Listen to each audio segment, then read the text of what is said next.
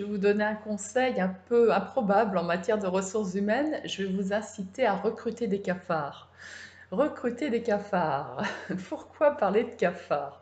En fait, quand on voit comment nous fonctionnons comme des pandas. Alors le panda, c'est le symbole de la sauvegarde de l'écologie, de la faune naturelle, etc. Alors que le panda met en péril lui-même l'écosystème. Le panda, en fait, il a été repoussé dans les hauteurs par les tigres et les animaux qui étaient au sol et qui le chassaient. Et faute de pouvoir s'adapter, le panda s'est intégré à un environnement plus haut et il s'est nourri exclusivement de bambou et de bambou d'une espèce bien spécifique, ce qui fait que son alimentation se raréfie et qu'il tombe dans une situation de pénurie et donc de préservation compromise. De rares pandas mangent quelques insectes, mais les pandas ne s'adaptent pas. Alors pourquoi je vous dis de recruter des cafards? Je dirais qu'en tant qu'aide au recrutement et surtout aide au développement de votre entreprise pour passer à la 3D, à la dimension 3D de votre entreprise, c'est plutôt le recrutement de cafards que je vais préconiser. Et j'entends par là des personnes qui savent trouver des niches, qui savent se diversifier, qui savent s'adapter à tout ce qui vient. Les cafards se faufilent partout. Les cafards laissent un habitat propre. Et pourtant, on adule les pandas et on déteste les cafards. Et dans notre vie professionnelle, on adule aussi les personnes qui ont des exigences et qui contribuent très peu à l'écosystème, tandis que on, on va déprécier les personnes qui contribuent, tels les cafards. Donc c'est pas par hasard que j'ai pris cette comparaison. Alors, à force de vouloir maximiser les choses, on veut tout optimiser, donc on se spécialise et quand on se spécialise, on abandonne une partie énorme de notre potentiel. En plus, quand on recrute, on veut des personnes sur des postes définis à droite, à gauche, en haut, en bas, des cadres bien précis et en plus des manières de procéder déjà définies. Donc autant vous dire que non seulement on en est sur spécialisation bambou plus de telle espèce, telle hauteur, telle taille, etc. Mais on tue complètement le potentiel humain ou on ne lui laisse pas la possibilité de s'exprimer. Et une personne qui agit comme un cafard, qui vous permettrait de passer la 3D, d'emblée, elle va être éliminée par nos processus de sélection, de présélection qui se font maintenant par une mécanique grâce à nos systèmes informatiques. Alors, qu'est-ce que vous voulez? Vous voulez contribuer à générer un monde qui demain sera encore viable, ou vous voulez continuer à essayer de tirer votre épine du jeu de cette lutte économique qui va de plus en plus vers la pénurie et qui n'a aucun sens. Pour ma part, je m'inspire de Gunther Pauli. Gunther Pauli, c'est un entrepreneur qui a monté sa première boîte à 24 ans et qui depuis réfléchit de façon systémique.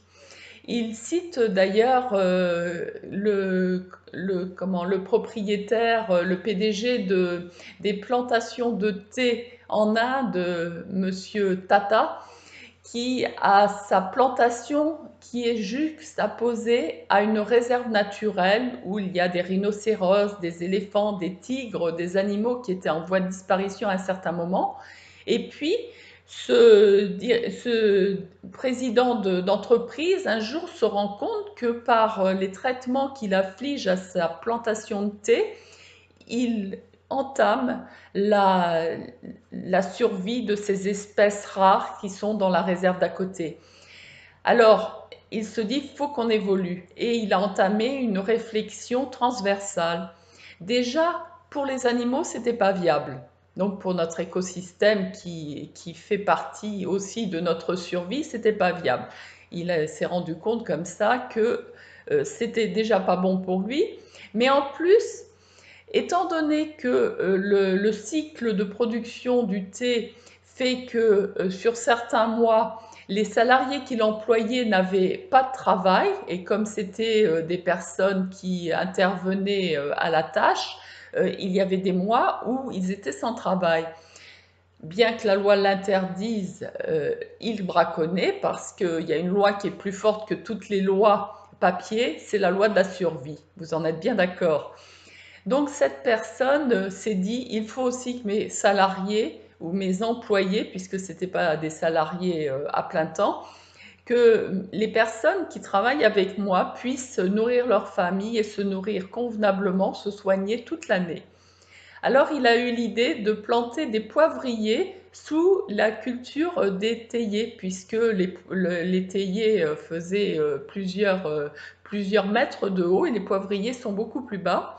Ce qui faisait qu'en décalant le cycle de production, ils employaient la même industrie. Il y avait besoin de séchoirs, ils avaient les séchoirs. Quand ils n'étaient pas utilisés pendant plusieurs mois de l'année pour le thé, ils pouvaient passer à sécher les grains de poivre. Et le bénéfice sur le poivre était plus important à la tonne que le bénéfice sur le poivre. Mais il n'est pas resté là-dessus, c'est-à-dire qu'il s'est aperçu que les éléphants, au moment de la mousson, avaient besoin de remonter sur les hauteurs et pour ça de traverser la plantation de thé. Et il a décidé de sacrifier en quelque sorte plusieurs hectares de plantation de thé pour pouvoir faire un couloir de passage pour les éléphants. Et les éléphants, les tigres, enfin il y avait plusieurs animaux qui passaient par là. Ça fait une attraction touristique qui a créé une autre activité. Et après, pour les saisons où il y avait beaucoup moins d'eau, il a créé des bassins de rétention d'eau où il a pratiqué la pisciculture, ce qui permettait à la fois de produire de l'alimentation protéinique pour la population et d'offrir du travail toute l'année à ses salariés. Donc ça, c'est de la dimension 3D de l'économie. Et je peux vous dire que ici, en Bretagne, comme n'importe où, dans n'importe quel pays du monde, cette dimension 3D devient essentielle parce que je vous le rappelle, ça c'est la mission d'énergie relationnelle, que nous sommes sur Terre pour créer l'unité. Alors continuer de se spécialiser pour rester seul, c'est une aberration.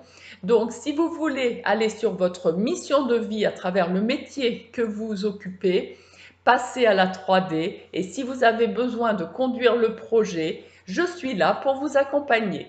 Donc, à bientôt et surtout, faites valoir tout votre potentiel et pas simplement ce qui vous permet de monter dans la spécialisation.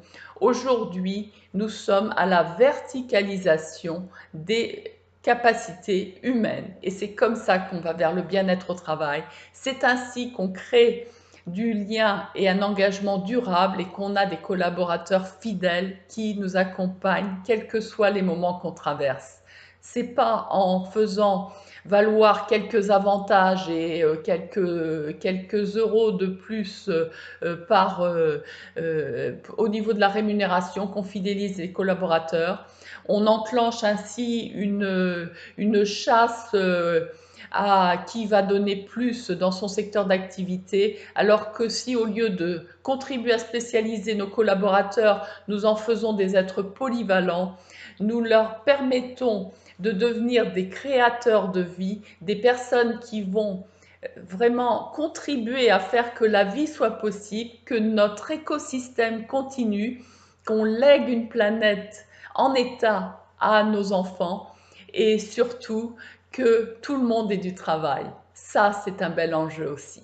À très bientôt et faites partager cette vidéo si ça vous parle et surtout, n'hésitez pas à me faire des commentaires. À bientôt!